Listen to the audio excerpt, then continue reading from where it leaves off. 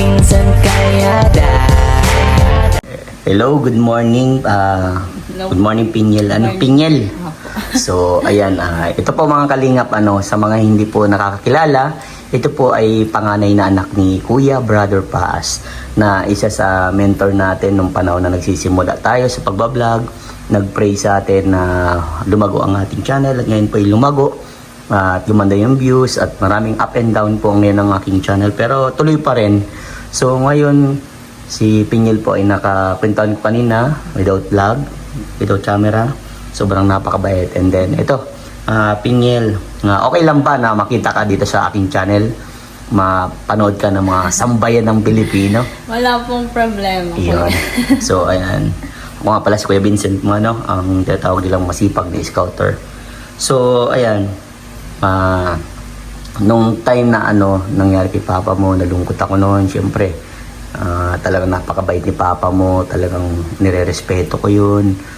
Talagang mahusay makisama si Papa mo. So ayan, meron akong mga nareding katanungan sa iyo. Kamusta na ang anak ni Brother Paas na si Pinyel?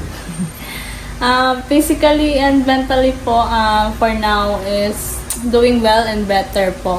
Syempre po, I have my support system po na unang-una yung si Lord ang aking support system. Talaga siya yung linapitan ko sa lahat ng pain, troubles, and lahat talaga kasi grabe rin yung pinagdaanan namin.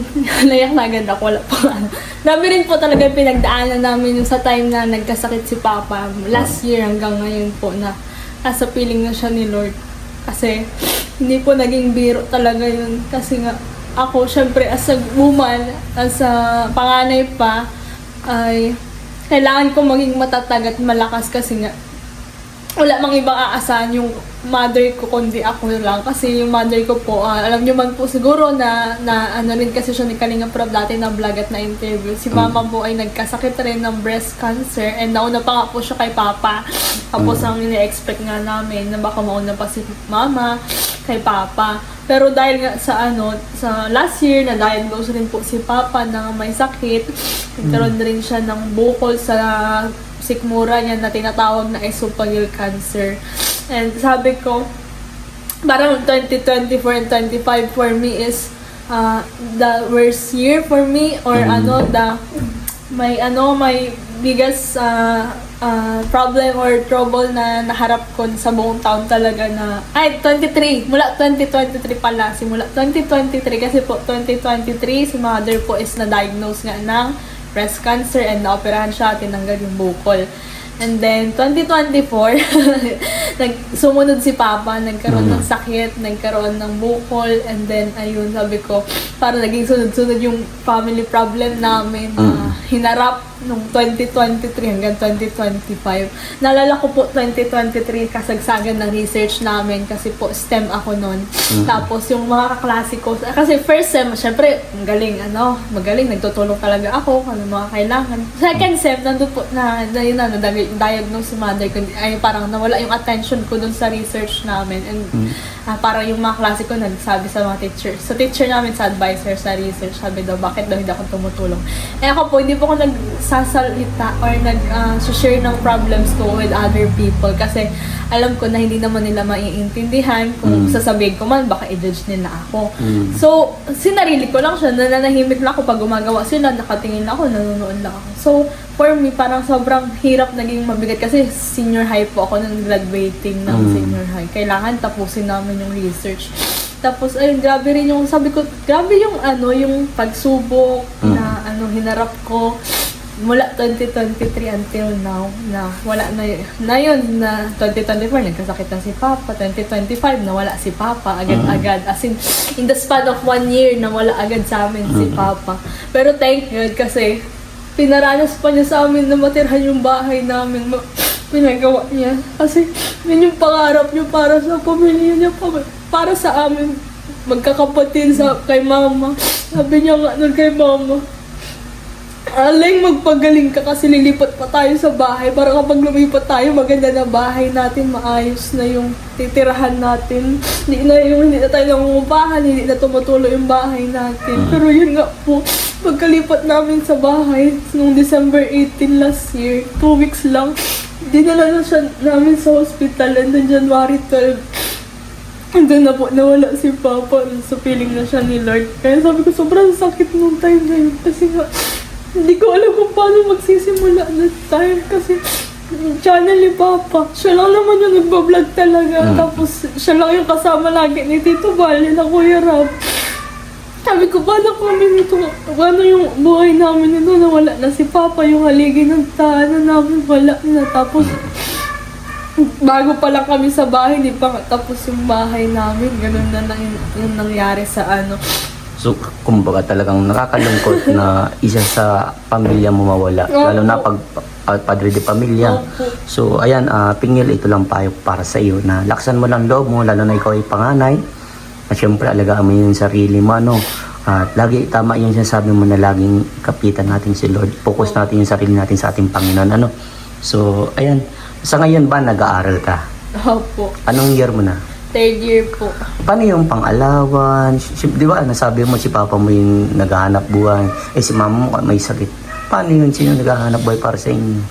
Ano po, yung sa channel po ni Papa, parang meron pa rin naman po siyang dumapasok. Pero parang every 3 months na lang siya. Meron pong, 5K lang or 10K po. Yun lang po. Tapos, meron pong kapatid si Mama, yung tito ko po na may kalyer. Doon po siya, doon po, Napadala din napadala po ng pan-tuition, ng pang-allowance, ng pang-kain. Din po mga kapatid, ibang kapatid din po ni Mama, mga 10 po kasi sila. Tapos yung iba po, alis lahat ng professional at may trabaho. Papadala mga pinsan, yung pinsan ko po. Kung bakit tutulong din. Tapos meron din po yung mga dating talaga sponsor ni Papa na nasa abroad, na patuloy pa rin pong sumusuporta. Wow, maraming salamat po.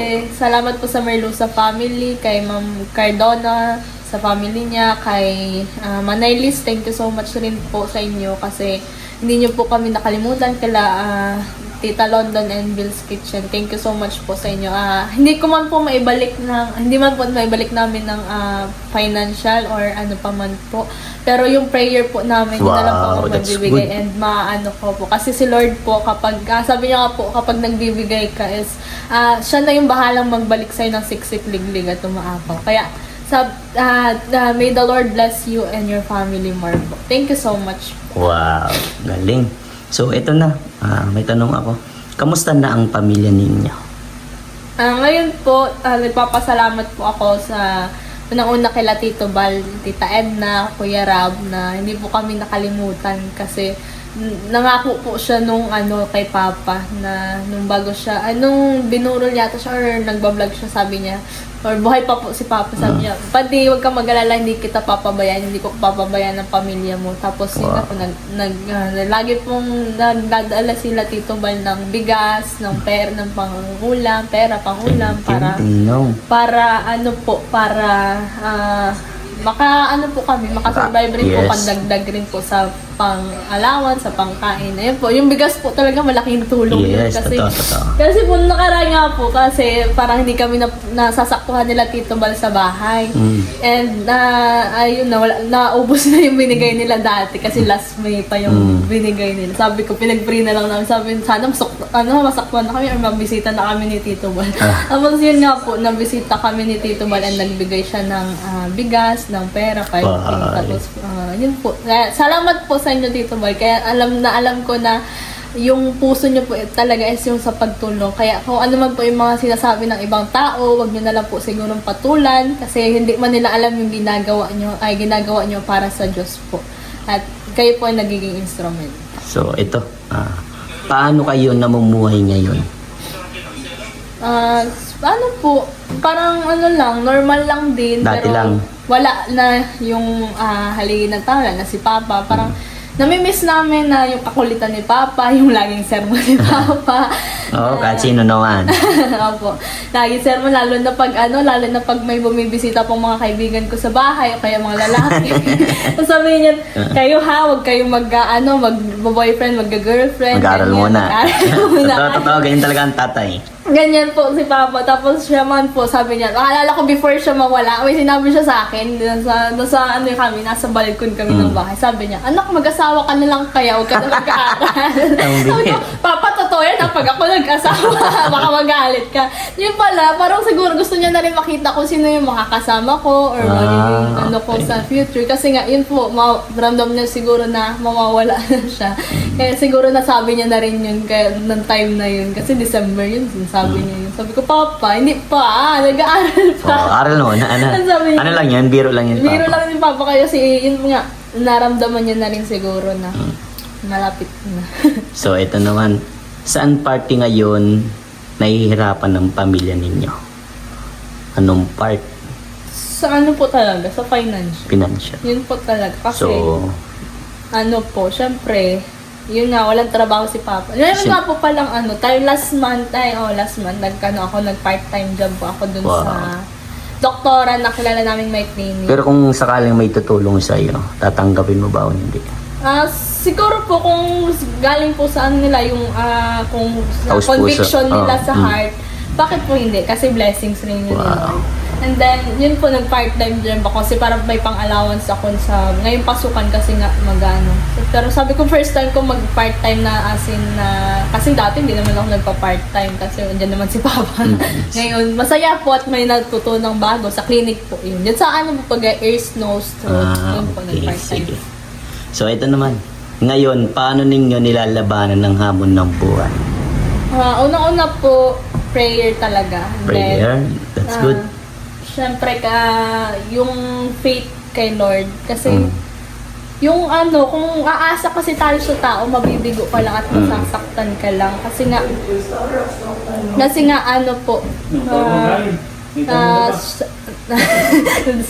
yun nga po, kapag umasa ka sa tao, masasaktan at mabibigo ka lang. Kasi syempre, hindi ka man maaano agad, ma-accommodate ng isang tao. Pero kapag sa Lord ka, pag pinag-pray mo yan, ilinuhod mo sa panalangin at talagang nagtiwala ka na kaya kang tulungan ng Lord. As talagang gagawa ng paraan ng Lord sa buhay mo. Kasi sabi nga sa Bible na kahit hindi mo pa hinihiling or sinasabi nagpe-pray, alam na ng Lord ang pangangailangan mo. Kailangan mo na lang lumapit sa Kanya. Wow, galing. Marami ako sa'yo natututunan. So, ito naman. Anong lesson ang natutunan mo sa buhay mo ngayon, ngayong wala na si Papa mo? Sa lesson, marami. Ang una-una natutunan ko is maging dependent talaga sa Lord. Kasi ako po panganay nga, nabanggit ko kanina. Kung siguro kung ibang tao ako din, kung na-depress na rin siguro ako or nagkaroon ng anxiety or anumang sakit, o baka naisip ko pa nga na kunin na lang din yung buhay ko kasi grabe rin yung struggle ko sa kapatid ko, sa kapatid ko talaga. Hindi kami Close. kami, parang pusa. Normal yan sa magkapatid. Pero yung kapatid ko, grabe, minumura ako. Tapos, kung ano sinasabi sa akin, hindi maganda. Tapos, ayun, sabi ko. Pero, alam ko naman si Lord na gagawa ng paraan sa kapatid ko. Pinagpe-pray naman namin siya.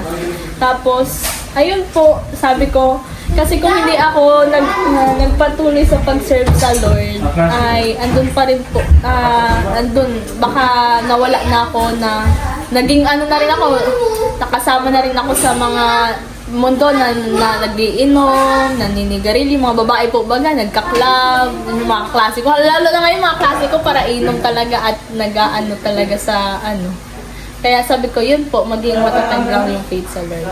Kung maririnig ka ni Papa mo, ano ang masasabi mo sa kanya? Papa, hello, ayan.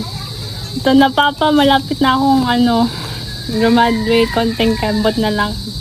Third year na ako, Papa. Iniwan mo kami, second year pa lang ako. Akala ko hindi ko matatapos yung second year ko na, kasi wala na magsosupport, wala nang pang tuition. Pero kinaya ko, Papa, kasi alam kong yun yung pangarap mo para sa akin at alam kong masaya ka na tinuloy ko pa rin yung pag-aaral ko despite sa mga hinarap namin yung problema, Papa.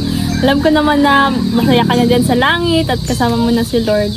Pero ito kami, Papa, lumalaban pa rin para sa future ko. Yun. Ito, last na tanong. Ano masasabi mo sa mga sumusuporta sa family mo? maraming salamat po sa inyong pag-support, sa panonood pa rin, sa pagmamahal na hindi kahit man hindi po kami masyadong naging active nung mga nakaraan kasi nga nang naghina rin yung loob kasi nga mababa man yung views, wala man nanonood. Pero thank you po dahil mali pala po ako na meron pa rin pala nagso-support, nandiyan pa rin pala po kayo kahit wala na si Brother Paas dahil andyan pa rin po kayo upang support kami. Damdam ko po yung pagmamahal nyo sa aming pamilya. Maraming salamat po at sa lahat po ng tumutulong sa amin financially. May the Lord bless you and provide your needs, whatever aspect it is. God will provide po sa inyo na. Si Lord na po ang magbabalik noon ng higit pa sa inyong hinaasahan. Yun lang po. Maraming salamat. Yun, supportahan po natin Brother Paas. Brother Paas Pam? Yun. No, ingat palagi and God bless. Girl po and Mrs. Paas PH, yung channel po namin ni Mama at ko. Wow, sige. No, thank you, bye-bye. Bye-bye po.